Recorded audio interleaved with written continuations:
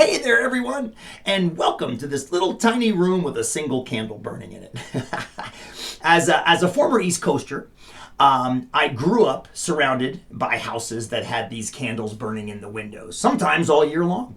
And I've grown to love them. So I like to keep them around here on the West Coast. They're in our front part of our house. I've got a few in my office. That's one you're looking at right now. And you may have noticed it's not a real candle. It's not a flame there. It's an electric candle. Real candles are far too dangerous to leave burning in your windowsills overnight, for example.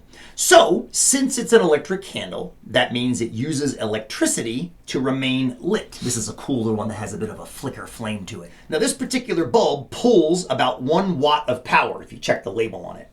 So as you're sitting here watching this, you're probably thinking to yourself, okay, that's 1 watt of power being used. But actually, in the time you've watched this candle, it's used about a watt minute. Now that might be confusing, so let's explain. Okay, everybody, so we're here in a nice dark room, so you can see our candle friend here glowing kind of nicely in the darkness. And I wanted to talk a little bit about what I just said when I mentioned you've watched this candle burn for about a watt minute. Okay, so watt minute is a little bit of a weird unit because it has 2 units, right? A watt and a minute. The watt part is the power, and the minute part, as you know, is time. So why do you need them both? Well, it comes down to the definition of what a watt is. A watt is what's known as an instantaneous measure of power. So this right here that you're looking at is not really a watt. This is a watt that's burning for a long period of time. Let me see if I can actually show you what a watt looks like. Hang on, I'm gonna turn this bulb off, okay? I'm gonna try to get it real fast here. Here comes a watt. Oh, that was fast. That probably was even too slow. I'm gonna try to make it faster. So there's a watt, and probably even faster than that. Watts are instantaneous measures of power. In order to talk about power usage, you have to turn the bulb or whatever on and then leave it on for a period of time. So if I was to turn this candle on and then leave it running for an extended period of time, you would be using a watt dash whatever that unit is. If you leave it on for a minute, it's a watt minute. The most common unit used is hours. So if I was to leave this candle running for an entire hour, that would be a watt hour. But a watt is kind of a silly unit. It's too small for most applications in and around, say, for example, your house. I mean, think about your house, right? You've got light bulbs that sometimes are 60 watt bulbs or 100 watt bulbs. Even if they're LEDs, they're 14 watt bulbs.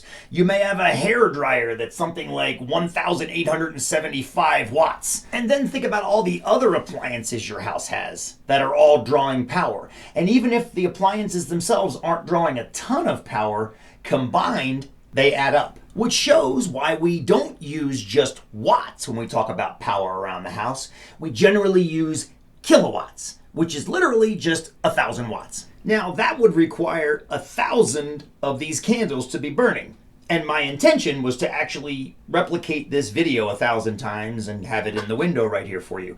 I discovered just now that my computer cannot handle that. So I went online and found this great video of a single 1,000 watt light bulb burning. So if we stop the bulb right there, in this moment, the bulb is pulling an instantaneous 1,000 watts or 1 kilowatt. But if we let this 1,000 watt bulb continue to burn for a full hour, that means it will have used 1 kilowatt hour of electricity. The unit kilowatt hour, which again means 1,000 watts burning for 1 hour, is used so prevalently that it has a shorthand which looks like this.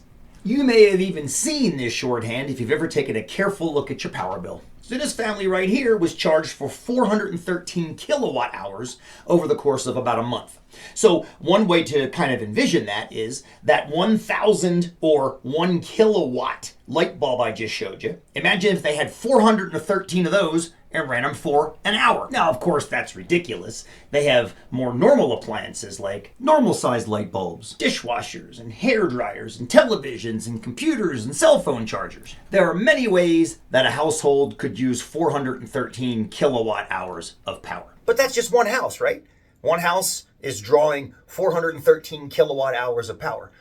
Suppose you got a small neighborhood of 10 houses. Well, then those 10 houses are drawing 4,130 kilowatt hours of power, assuming they're all using the same power. So now you've got 4,000 watts. And there's another name for that, because now we're at powers of 1,000. I know as American math students, it's hard to keep track of all these prefixes. But if you have 4,130 kilowatts of power, that's the same thing as 4.13 megawatts of power. And it goes upwards from megawatts to gigawatts and terawatts. Last I checked, the state of Oregon actually uses 50 terawatt hours of power each year. I'm going to let Hal kind of suss out those large numbers with you.